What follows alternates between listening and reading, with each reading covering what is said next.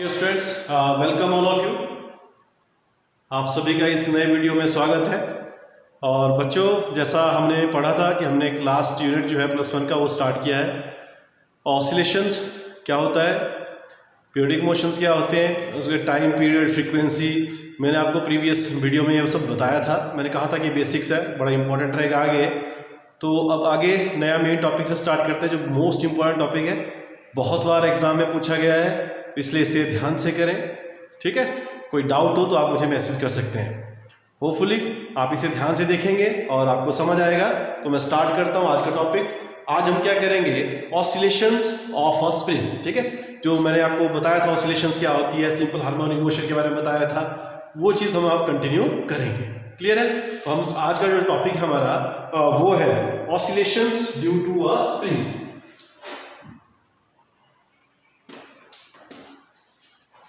Oscillation due to spring.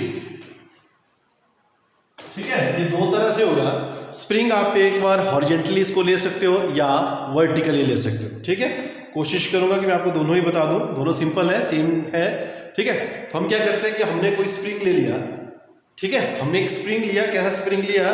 Consider a massless spring. ठीक है, massless spring लिया, उसको एक हॉरिजॉन्टल, ठीक है, फ्रिक्शनलेस सरफेस पे हमने उसको रख दिया। ठीक है, वहां इस तरह से इसको रख दिया। फिर इस पे एक एंड को हमने एक रिजिड पोर्शन के साथ जोड़ दिया और एक एंड पे हमने इसका वेट, कोई बॉडी बांध दी। ठीक है, मतलब ये हॉरिजॉन्टल सरफेस है, फ्रिक्शनलेस सरफेस है। यहाँ पे हमने कोई बॉडी ली, उसका मास कितना है, m है, उसको स्प्रिंग के साथ जोड़ दिया और स्प्रिंग का एक एंड कैसा है, फिक्स्ड है। ठीक है, फिर उसके बाद हमने उस स्प्रिंग को क्या किया, स्ट्रेच किया। ठीक है, ये इसकी मेन पोजीशन है, स्ट्रेच करके, ठीक है, यहां तक बॉडी चली गई। तो मतलब कितनी डिस्प्लेसमेंट हुई, x। कितनी डिस्प्लेसमेंट हुई इसकी, x। ठीक है, अब हमने इसको खींचा, इसका मास m था। ठीक है, जो क्या होता है, अब आपको पता है कि जब हमने इलास्टिक रिएक्टर में पढ़ा था कि जब हम किसी बॉडी के ऊपर फोर्स लगाते हैं तो वो अपने आप में फोर्स स्टोर कर लेती है। अगर हम अपनी फोर्स वहाँ से हटा दें, वो जो उस पर जो बॉडी ने अपने में जो फोर्स स्टोर की होती है, जिसको हम रिस्टोरिंग फोर्स बोलते हैं, उसकी वजह से वो अपनी पोजीशन चेंज करता है या अपनी ओरिजिनल शेप में आने की कोशिश करता है। यहाँ पे वही हुआ, आपने इस पे फोर्स लगाई, आपने इसको स्ट्रेच किया, स्ट्रेच करके नई पोजीशन तक आ गया, x डिस्प्लेसमेंट इसकी हो गई।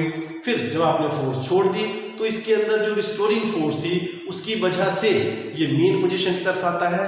ठीक है, अब स्प्रिंग का आपको पता, जब स्ट्रेच करोगे तो एकदम वो रुकता नहीं है, वो ट्रू एंड फ्रो मोशन होता रहता है, फ्रोथ मोशन चला रहता है उसका। ठीक है, तो जितना आगे जाएगा उतना ही उसके पीछे भी जाएगा, जितना आगे उतना पीछे। तो उस केस में, ठीक है, तो क्या हो गया कि बॉडी के ऊपर जब रिस्टोरिंग फोर्स लगी तो इतना x इस साइड भी आ गया। क्लियर है? जो अपनी मेन पोजीशन से आ गया और जो रिस्टोरिंग फोर्स उसकी लगती है, ठीक है, हमने पढ़ा था रिस्टोरिंग फोर्स के बारे में पहले भी, and that force it is equal to minus kx, where negative sign shows that this restoring force is opposite in the direction of the displacement. ठीक है, अगर हमने यहां फोर्स लगाई, इधर को जा रहा है तो रिस्टोरिंग फोर्स में से क्या गया, वापस आ गया। और अब इस केस में जब ये इधर को आ गया तो रिस्टोरिंग फोर्स की वजह से ये कहां जाएगा, दूसरी साइड जाएगा। क्लियर? मतलब रिस्टोरिंग फोर्स और displacement both will be in opposite direction. Clear? And this k, ठीक है, k क्या है, it is a constant of proportionality, it is known as force constant. क्या बोलते हैं हम इसको, फोर्स कांस्टेंट। क्लियर है? यहां तक क्लियर है? ठीक है, तो अब आगे करते हैं। अब हमको पता है F is equal to minus kx, और हमको पता है कि जो F है according to Newton law, what is F, this is mass into acceleration. So ma is equal to minus k into x, ma is equal to minus k into x। ठीक है, and this a is equal to minus k upon m into x। ठीक है, so this is equation number 1। Clear? या आप इसे equation number 2 लीजिए, ये equation number 1 लीजिए, इसे इक्वेशन नंबर 2 ले लो। क्लियर है? यहां तक निकल गया। अब इसके बाद अब मोशन जो होता है, ये जो मोशन है इस बॉडी का, दिस मोशन, ठीक है, it is a simple harmonic motion.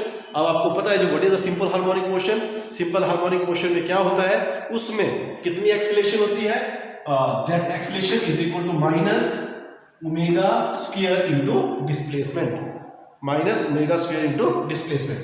अब हमने जो यहाँ पे निकाला रिस्टोरिंग फोर्स की वजह से, उसके हिसाब से एक्सेलरेशन ये थी, लेकिन जो सिंपल हार्मोनिक मोशन होता है उसकी वजह से एक्सेलरेशन थी वो क्या थी, this is a is equal to minus omega square into x। ठीक है, this is equation number 3। So comparing both these equation we get minus omega square k is equal to minus kx upon m, minus omega square x is equal to minus km upon to x। ठीक है, अब यहाँ पे minus से minus cancel, so omega square k से k cancel, so it is x upon m। Omega square is equal to oh sorry, ठीक है, here is x, ठीक है, ठीक है, it is mx omega square, ठीक है, x cancel, so it is x cancel, so omega square is equal to k upon m। क्या हो गया, यहाँ पे x हो रहा है, ठीक है, k नहीं होगा, x is equal to kx upon m, x से x cancel, so omega square is equal to k upon m। Clear है? अभी जो ओमेगा हो गया, this is equal to, which implies omega is equal to under root k upon m, omega is equal to k upon m। Clear हो गया ना? मैं फिर से ऊपर से लिखता हूं, यहाँ पे कितना हो गया, ओमेगा क्या होता है, it is omega is equal to 2 pi by t is equal to under root k upon m। k upon क्या हो गया, ये m हो गया। क्लियर है? तो t चाहिए, so t upon 2 pi is equal to under root m upon k। पता कर लो, so t is equal to 2 pi under root m upon k। कितना हो गया है, it is m upon k। This is the time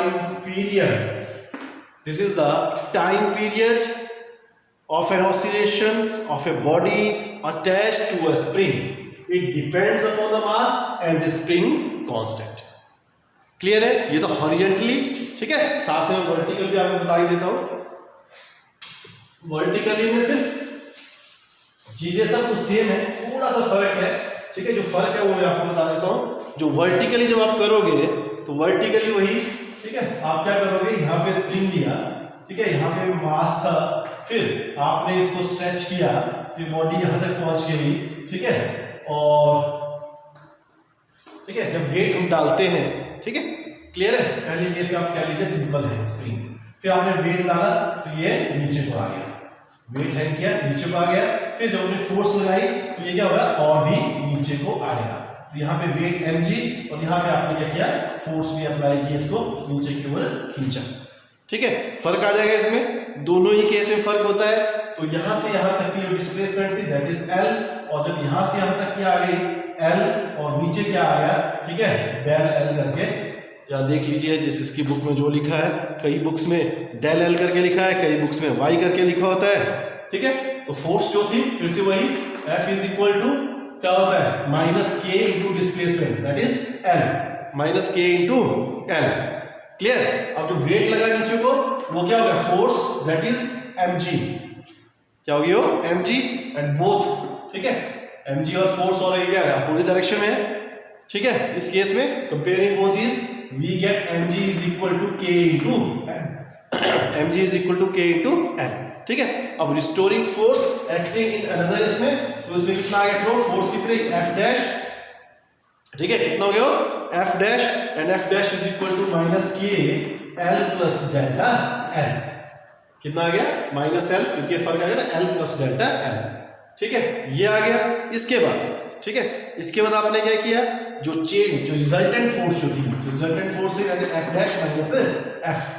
ठीक है, तो जो f डैश माइनस f है वो करें, कितना आ गया, k l plus delta l minus minus plus हो गया, इट इज के एल, ब्रैकेट ओपन कीजिए, के एल माइनस डेल्टा एल के प्लस के एल। ठीक है, इससे क्या हो गया, ये कैंसिल, क्या हो गया, ये कैंसिल हो गया। So it is equal to, ठीक है, so F is equal to minus delta L into K, या के इंटू डेल्टा एल। क्लियर हो गया? फिर से वही फोर्स किसके बराबर होती है, M A is equal to minus K into delta L, ठीक है। So acceleration is equal to minus K upon M into delta L. Clear है तक, ठीक है। ये आ गया।